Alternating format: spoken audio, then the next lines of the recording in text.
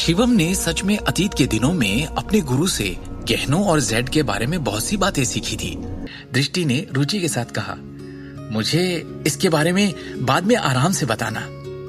खाने के बाद दृष्टि अपने कमरे में लौटी और अपने कबर्ड में से ज्वेलरी डिजाइन के ड्राफ्ट्स के कुछ स्क्रॉल्स निकाले और जाने से पहले शिवम को बोलती हुई गई, शिवम, कुछ देर के लिए मेरे कमरे में आओगे प्लीज? अखिल और सिमी ने हैरत में एक दूसरे की तरफ देखा। वैसे तो शिवम और दृष्टि की शादी को 2 साल हो चुके थे। शिवम ने एक गहरी सांस ली और फिर एक दबी सी मुस्कान लिए दृष्टि के कमरे में दाखिल हुआ और अंदर आते ही उसने देखा कि पूरा कमरा कई शानदार सजावटों से भरा हुआ था। ये है वो ड्राफ्ट जिन्हें मैंने पहले डिजाइन किया था। चलो, मैं तुम्हारा एक छोटा सा टेस्ट लेती हूँ। इन सब पर एक नजर मारो, इन्हें गौर से देखो और मुझे इनके बारे में अपनी राय बताओ, दृष्टि ने कहा और डेस्क पर दस्तावेजों को रखते हुए चमकती हुई आंखों से शिवम की तरफ देखा। मुझे देखने दो। शिवम ने डेस्क पर रखे दस्तावेजों को उठाया और उन्हें ध्यान से देखने लगा। ओके, तो इस पेंडेंट की बात करें तो इसकी डिजाइन एक विशेष शैली पर बहुत जोर देती है जो हार्ट ऑफ द सी की नकल करता है। सही है ना? शिवम ने मुस्कुराते हुए पूछा।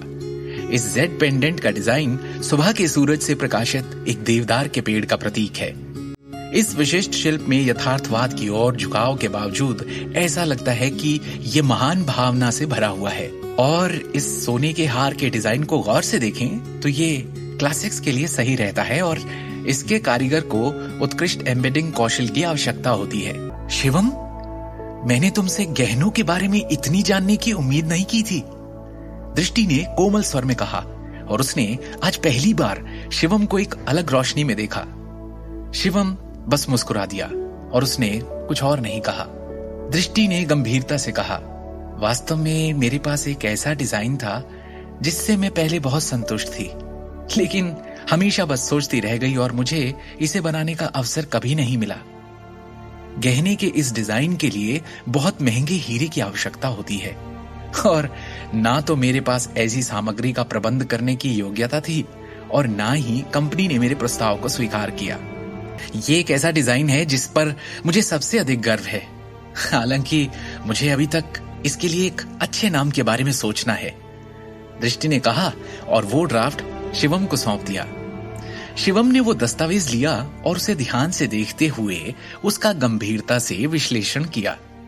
जितना अधिक उसने डिजाइन को गौर से देखा और देखता रहा, उतना ही उस डिजाइन ने उसे चकित कर दिया। उस ड्राफ्ट का विश्लेषण करने के बाद उसके लिए यह स्पष्ट था कि दृष्टि के पास गहनों के डिजाइन में असाधारण प्रतिभा थी। सच कहूं तो मुझे लगता है कि तुम इसके डिजाइन में एक चाप और उससे भी अधिक बारीक नक्काशी जोड़ सकती हो। सामग्री के संदर्भ में हमारे पास अभी भी उच्च अंत रंगीन हीरे का उपयोग करने के अलावा कोई विकल्प नहीं है। इसके अलावा हमें सामग्री की आवश्यकता होगी, आकार में बड़ी होनी चाहिए, शिवम ने सुझाव दिया। मैं जानती हूं, लेकिन क्या इसे बनाना बहुत महंगा नहीं होगा? इसकी लागत के अलावा इसका उत्पादन करना भी बेहद मुश्किल होगा, दृष्टि ने झिझकते हुए कहा। मुझे लगता है सब आराम से हो जाना चाहिए, शिवम ने उसे आश्वस्त किया। तुम्हें बस अपने आप में और अधिक आत्मविश्वास रखने की आवश्यकता है। इसे दुनिया के सर्वश्रेष्ठ गहनों के रूप में सोचने का प्रयास करो। दृष्टि ने शिवम को अपनी चमचमाती आंखों से देखते हुए ध्यान से सुना। दोनों ने आधे घंटे तक उत्साह से बातें की। अंत में गहनों के अंतिम डिजाइन को अंतिम रूप दिया गया। दृष्टि ने डिजाइन के ढांचे को देखते हुए एक संतुष्ट अभिव्यक्ति प्रकट की।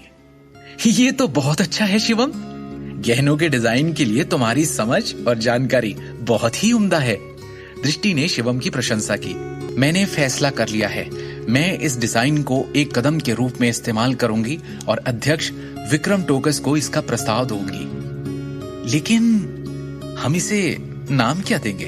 दृष्टि ने थपथपाया और कुछ देर सोचा। शिवम ने भी कुछ देर सोचा और सुझाव दिया, विश्व के राजा। दुनिया का राजा? दृष्टि ने पूछा। दुनिया का राजा, दृष्टि ने उत्साह से कहा। मैं यही नाम रखूंगी, विश्व के राजा। ये हैं। और इस तरह दृष्टि ने पेंडेंट के नाम पर फैसला किया है।